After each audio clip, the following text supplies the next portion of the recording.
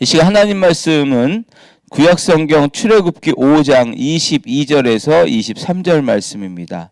출애굽기 5장 22절에서 23절 말씀입니다. 모세가 여호와께 돌아와서 아뢰되 주여 어찌하여 이 백성이 학대를 당하게 하셨나이까? 어찌하여 나를 보내셨나이까? 내가 바로에게 들어가서 주의 이름으로 말한 후로부터 그가 이 백성을 더 학대하며 주께서도 주의 백성을 구원하지 아니하시나이다. 아멘. 오늘은 출애굽기 5장의 내용을 중심으로 말씀의 은혜를 나누겠습니다. 모세는 애굽에서 고생하는 이스라엘 백성들을 구원하라고 하는 하나님의 말씀에 순종을 해서 애굽으로 향했습니다. 그리고 결국 형 아론을 이제 만나게 됩니다. 모세와 아론은 원팀이 되어서 애굽 왕 바로 앞에 나아가서 이야기를 하죠. 이스라엘의 하나님께서 내 백성을 보내라고 하셨습니다. 담대하게 이야기합니다. 모세와 아론은 전능하신 하나님의 말씀에 순종을 했고 그 말씀을 전했기 때문에 최소한 상황이 조금은 나아지지 않을까 그렇게 기대했을 것입니다. 그러나 바로의 반응은 차가웠습니다. 2절에 보면 여호와가 누구이기에 내가 그의 목소리를 듣고 이스라엘을 보내겠느냐? 나는 여호와를 알지 못하니 이스라엘을 보내지 아니하리라. 그러면서 바로 왕은 오히려 이스라엘 백성들에게 지푸라기를 주지 말라고 그렇게 명령합니다. 이제는 지푸라기 공급 없이 이전과 똑같은 수량의 벽돌을 만들라고 지시합니다. 그 당시에는 이제 이게 벽돌을 만들 때에 진흙에 지푸라기를 섞어서 만들었습니다. 지푸라기는 벽돌을 서로 이제 엉겨붙게 하고 또 부서지지 않도록 강도를 높이는 그런 역할을 하는 아주 필수적인 재료였죠. 지금까지는 지푸라기를 구하는 것은 이스라엘 백성들이 할 일이 아니었습니다. 그저 공급해주는 지푸라기를 받아서 진흙벽돌을 만들면 됐습니다. 그런데 이제는 지푸라기를 구해오는 것도 이스라엘 백성들의 일이 되어버렸습니다. 바로 왕은 이스라엘 백성들이 쉬는 시간이 많으니까 해방이니 뭐니 쓸데없는 소리, 쓸데없는 생각을 한다고 생각을 했어요. 그래서 잠시라도 쉬거나 하나님께 예배드려야 되겠다 이런 생각 자체를 못하도록 이스라엘 백성들이 딴 생각 못하도록 만들어야 한다 이렇게 생각했던 것이죠.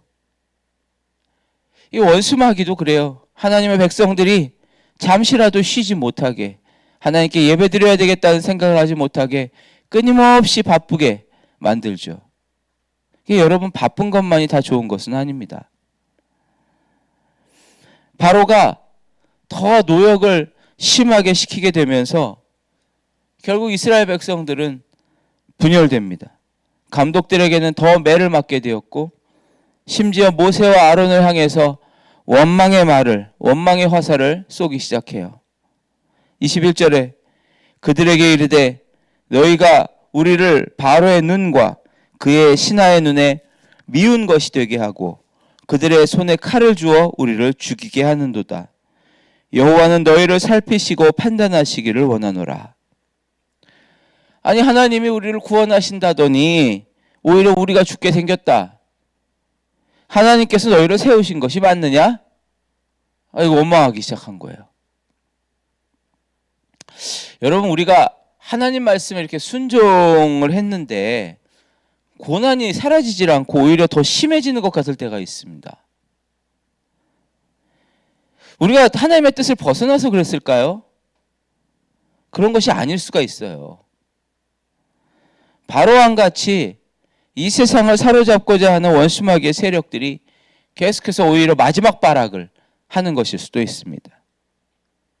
여전히 우리를 믿음으로 살지 못하게 하고 사망의 노예로 묶어두려고 하고 그래서 최후의 발악을 계속해서 더 강력하게 부리는 거예요.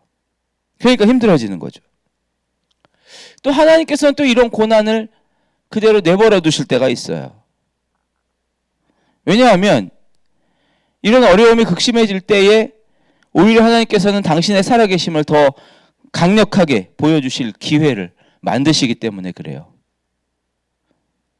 여러분의 삶에 고난이 심해지고 있다? 순종하고 있는데 그렇다면 그것은 하나님의 살아계심의 기적을 경험할 시간이 다가오고 있는 것입니다.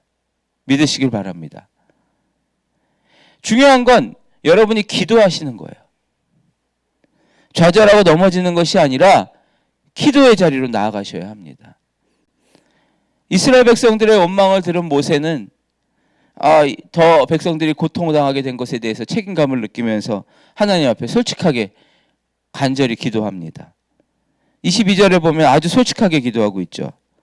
모세가 여호와께 돌아와서 아뢰되 주여 어찌하여 이 백성이 학대를 당하게 하셨나이까? 어찌하여 나를 보내셨나이까?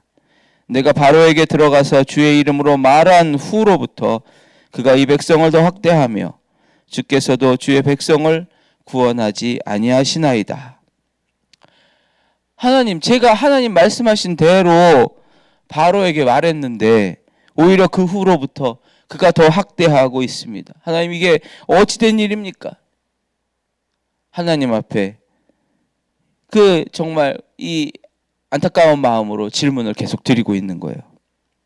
주여 어찌하여 이 두 번이나 하나님 앞에 말씀을 드리면서 기도하고 있어요.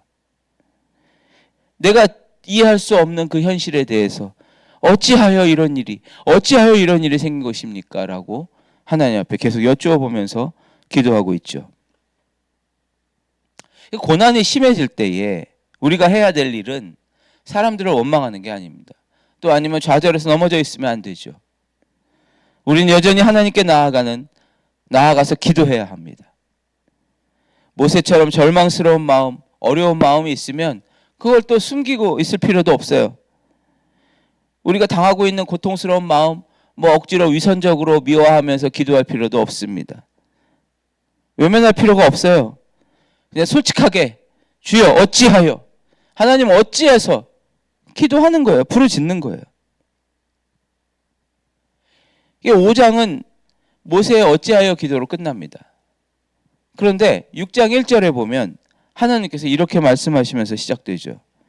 이젠 내가 바로에게 하는 일을 내가 보리라. 모세는 지금 당장 상황이 개선되는 게 급했어요. 그러나 하나님은 더 큰 계획이 있으셨던 거죠. 바로 바로 왕의 완악함이 극에 달할 때까지 바로가 마음대로 하도록 그냥 놔두시는 거예요. 허용하시는 겁니다. 왜냐하면 오히려 그렇게 함으로써 바로가 반대할수록 하나님의 구원 능력이 더 강력하게 나타나도록 그렇게 하나님은 내버려 두신 것입니다. 6장부터는 이제 그런 내용이 시작이 됩니다. 여러분, 우리는 당장 모든 상황이 빨리 내가 원하는 방향대로 이루어지기를, 해결되기를 바랍니다. 막 더 열심히 순종하고 기도하는데 오히려 또 상황은 더 어려워지는 것 같고 반대로 흘러갈 때가 있어요. 여러분, 그럴 때 조급해하거나 너무 쉽게 원망하지 말고 하나님의 일하심을 믿고 하나님의 때를 믿고 계속 기도하십시오. 마음이 힘들면 그냥 솔직하게 어찌하여 하나님, 어찌하여 기도를 계속 드려도 됩니다. 하나님 우리 마음 다 알고 계세요. 중요한 것은 하나님께서 지금 우리의 길을 준비하고 계신다는 거예요. 때가 되면 더 놀랍게 하나님은 역사를 시작하십니다. 우리에게 필요한 것은 하나님의 일하심에 대한, 하나님의 인도하심에 대한 믿음입니다.